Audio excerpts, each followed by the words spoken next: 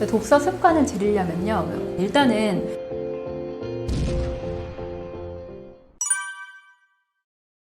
질문을 잘 하는 아이로 키워야 하는 것은 결국은 생각을 잘 하는 아이로 키우는 것과 같은 의미고요.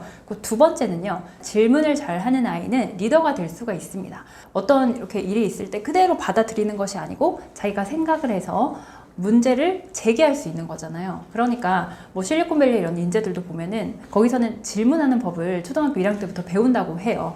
그러니까 실리콘밸리 인재상은 내가 주어진 것을 그대로 하는 그런 인간이 아니고 문제를 제기하고 뭐 거기서 새로운 것을 창조하고 혁신할 수 있는 그런 인재를 바라는 거거든요. 그러니까 그런 사람이 결국 리더가 될 수 있는 거죠.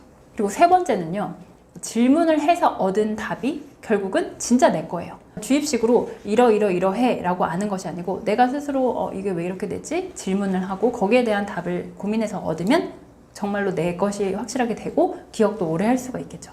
그 마지막은 질문을 잘하는 사람은 인간관계도 좋습니다. 이게 무슨 말이냐면요, 우리가 보통은 어떤 일이 문제가 생겼을 때 너 왜 그랬어? 하고 이 사람을 막 비판하거나 충고하기 바쁜데, 그게 아니라 어떤 문제 상황이 생겼을 때도 왜 그렇게 됐을까? 우리 같이 해결해 볼까? 이렇게 질문을 하는 사람들은 당연히 주위에 사람들이 모여들고 좀 원만하게 인간관계를 이끌어갈 수 있기 때문에 질문을 잘하는 아이는 결국 원만한 인간관계를 할 수 있다라고 생각할 수 있습니다. 일단은 질문을 잘하는 아이로 키우기 위해서는 질문하는 방법을 알려줘야 합니다. 우리 아이들이 생각보다 질문을 어떻게 해야 되는지 잘 몰라요. 근데 우리 어른들도 그렇잖아요. 그 예로 2010년도에 2009년도였나요? G20. 네, 그때 오바마 대통령이 우리 기자들한테 질문을 해보라고 하는데 질문 못해요. 그래서 중국인 기자가 대신 질문을 하는 그런 웃지 못할 해프닝이 있었거든요. 그러니까 질문하는 것도 결국은 배워야 되는 영역입니다. 그래서 실리콘밸리 초등학교에서는 1학년 때부터 질문하는 걸 가르쳐줘요. 그러니까 어떤 식이냐면요, 아이들이 이제 이해할 수 있게 얇은 질문과 두꺼운 질문이 있어요라고 이제 알려주거든요. 얇은 질문은 책 속에 답이 있는 질문이에요. 두꺼운 질문은 아이들이 조금 고민하고 생각을 해야 답을 찾을 수 있는, 어떻게 보면 정답이 없는 그런 질문입니다. 그래서 이 두 가지에 대해서 알려주고 직접 그 질문을 만들 수 있게 해줘야 돼요. 같이 책을 읽고 나서 우리 얇은 질문 한번 만들어 볼까? 그리고 두꺼운 질문 한번 만들어 보자. 이렇게 그 과정을 가르쳐 줘야 하고요. 두 번째는 실천을 했을 때 분명히 아이들이 좀 엉뚱한 질문을 할 수가 있어요. 그런 다양한 질문들을 다 일단 품어줘야 합니다. 그렇게 생각했구나, 그런 게 궁금했구나. 수용을 해주셔야지 아이도 자유롭게 그 질문들을 할 수가 있거든요. 뭐 예를 들면 왜 선풍기에 꼭 날개가 있어야 되나요? 좀 엉뚱한 질문일 수 있지만 결국 이 질문 때문에 다 있으면 날개 없는 선풍기가 나온 거잖아요. 그러니까 다양한 질문, 조금 엉뚱하더라도 그런 당연하다는 생각을 버리고 그런 것들 품어줄 수 있어야지 아이가 질문을 잘 할 수가 있습니다. 하브르타는 히브리 말로 이제 하베르라는 것에서 왔고요. 그 뜻은 동료, 짝, 친구 이런 뜻입니다. 두 명이 짝이 되어서 서로 질문을 주고받고 그 생각을 이제 이야기하는 그런 방식의 교육법입니다.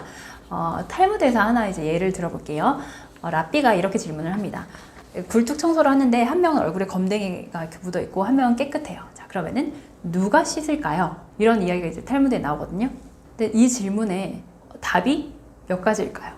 일단은 얼굴에 검댕이 묻은 친구가 씻으러 갈 수 있겠죠. 그리고 두 번째는 서로 얼굴을 이제 마주보고 친구 얼굴이 시커머니까 내 얼굴도 시커머하겠다. 그래서 얼굴이 깨끗한 친구가 세수를 할 수도 있겠죠. 또는 둘 다 청소를 하고 나왔으니까 깨끗하게 씻을 수도 있고요. 이렇게 답이 굉장히 여러 가지가 나올 수가 있어요. 그러니까 하브르타의 핵심은 질문은 하나이지만 답은 여러 가지라는 겁니다. 그냥 거기에 대해서 자기의 생각을 주거니 받거니 하는 것, 이게 하브르타 교육의 핵심입니다. 하브르타를 일상 대화에서 적용을 해주시면 좋은데요. 그러니까 우리 아이랑 같이 생활을 하시다 보면 아이가 굉장히 궁금해하는 것들이 있어요. 근데 어머님들이 바빠 이러면서 이제 그 질문을 놓치실 때가 많은데, 그러지 마시고 그냥 그 아이의 관심을 한 번 더 같이 들여다봐 주시는 거예요. 그러니까 그냥 궁금하다고 하면 너는 어떻게 생각해? 이거에 대해서 아이의 생각을 한 번만 물어봐 주세요. 그걸로도 충분하거든요. 예를 들면 제가 얼마 전에 산책을 하는데 알 수 없는 이런 길쭉한 바닥에 많이 있었어요. 그래서 얘가 엄마 이거 지렁이인가? 이거 뭘까? 하고 굉장히 궁금해했어요. 그래서 둘이서 거길 쭈그리고 앉아가지고 이제 본 거예요. 저도 뭔지 잘 몰라가지고 뭘까? 막 이렇게 막 고민을 하다가 우리 이거 해결하려면 어떻게 해야 될까? 라고 했더니 아이가 일단 이게 동물인지 식물인지도 잘 모르겠는데 어쨌든 할머니가 숲 해설사니까 한번 사진 찍어서 여쭤보면 어떨까? 네, 첫 번째 해결 방안을 말을 했고 또 두 번째는 아니면 엄마 그 네이버에 렌즈 돌리면 되잖아. 사진을 찍어서 확인을 해본 거예요. 그랬더니 그게 밤꽃이더라고요. 그러니까 밤꽃이 이렇게 길쭉하게 생겼어요. 근데 그걸 사람들이 막 밟아가지고 시커머니까 이게 뭐 지렁이처럼 보였던 거고. 그래서 주위에 찾아보니까 정말로 하늘 위에 이제 뭐 밤꽃이 막 열려 있더라고요. 그래서 아 저거구나. 그래서 이제 밤꽃이라는 걸 처음에 알게 됐어요. 근데 이제 여기서 또 끝나지 않고요. 아 밤꽃이 뭔지도 알았어. 그런데 우리가 이렇게 처음에는 막 뭐 징그러워 더러워라고 했던 것이 알고 봤더니 굉장히 향기도 좋거든요. 향기로운 밤꽃이구나 라는 걸 알았을 때 아이한테 그러니까 첫 인상과는 다른 그런 것들이 뭐가 있을까 하고 질문을 해본 거예요. 아이가 뭐 처음에는 뭐 처음과 달랐던 그런 경험들에서 얘기를 하는데 처음에 수영이 자기는 너무너무 힘든 건 줄 알았대요. 근데 막상 수영을 해보니까 너무 재밌었다. 이런 식으로 그냥 별것 아닌 거지만 자기의 경험을 계속해서 끄집어내서 얘기를 해주는 거. 네, 이게 일상 하브루타입니다. 이런 일상 하브루타를 막상 해보려고 하면 이게 내가 지금 질문을 잘 하고 있나? 굉장히 궁금하실 거예요. 그런데 하브루타의 핵심만 아시면 돼요. 그냥 이 아이의 생각이 뭔지만 확인하신다고 생각하면 돼요. 그러니까 아이의 생각 또한 그게 아이가 말을 했을 때 그게 정답인지 아닌지 뭐 이런 것도 생각하실 필요 없고요. 그냥 너는 어떻게 생각하니? 이거거든요. 내가 뭐 질문을 만들기 너무 힘들다. 그러면 그냥 너는 어떻게 생각하니 이거예요. 예를 하나 들어볼게요. 제가 얼마 전에 이제 첫째 아이들끼리 친구끼리 모였는데 어떤 아이가 나 이거 갖고 싶어. 엄마한테 사달라고 해야겠다 그랬어요. 저희 첫째가 나는 내 용돈이 있는데 용돈으로 이거 사야겠어 라고 했어요. 그래서 다른 친구가 용돈이 뭐야? 라고 물어본 거예요. 그러면서 이제 용돈에 대한 이야기가 자동적으로 막 나왔어요. 그러면 제가 용돈이 이런 건데 너희는 용돈이 필요하다고 생각하니? 용돈이 왜 필요하다고 생각하니? 이러면서 이제 이야기를 한번 이어나간 적이 있거든요. 그러니까 그냥 아이의 생각을 물어보는 거예요. 너는 어떻게 생각하니? 네, 이거 하나면은 네, 다른 뭐 질문을 만드시는데 어려움이 없을 것 같아요. 네, 너라면 어떻게 생각하니?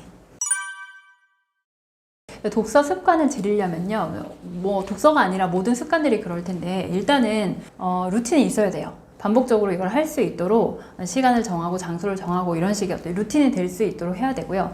두 번째는 아이들일수록 특히나 보상이 좀 있으면 좋겠어요. 뭐 아이가 아니더라도 어떤 습관을 처음에 들이기 위해서는 내가 이거를 했을 때 거기에 따르는 뭔가 보상이 있으면 즐겁게 할 수 있잖아요. 그래서 사실 게임에 아이들이 빠진 이유도 생각해보면 이런 것 같아요. 내가 어떤 퀘스트를 하나를 깼을 때 거기에 따르는 뭔가 보상이 계속 있잖아요. 그러니까 이걸 해내면 여기에 따른 보상이 있고 그리고 그게 이제 수치화해서 보여요. 내가 뭐 경험치가 막 쌓인다거나 그러니까 그런 거를 봤을 때 굉장히 성취감을 느끼거든요. 그러니까 우리 아이가 또 독서 습관을 들이고 싶다 그러면은 내가 책을 읽었을 때 뭐 10권 읽었을 때 아니면 몇 권을 읽었을 때마다 약간 좋아하는 뭔가를 한다거나 이런 식의 보상이 있으면 좀 재미있게 할 수 있을 것 같습니다. 그리고 마지막으로 함께 하는 거예요. 제가 지금 하브루타 독서 모임을 첫째 1학년 때부터 지금까지 하고 있습니다. 근데 하브루타 독서 모임을 한다는 게 엄마랑 아이랑 둘이 했으면 아마 하다 말다 했을 것 같아요. 근데 주 1회씩 매주 이렇게 책 한 권에 대해서 좀 깊이 있게 질문을 나누고 할 수 있는 것은 함께의 힘이 좀 크다고 생각을 하거든요. 꼭 뭐 엄청나게 많은 인원이 필요한 게 아니라 아이와 잘 지내는 친구들이 있잖아요. 그 엄마와 같이 두 팀만 해도 괜찮아요. 어쨌든 함께 독서 습관을 만들어가는 것도 굉장히 좋은 방법입니다.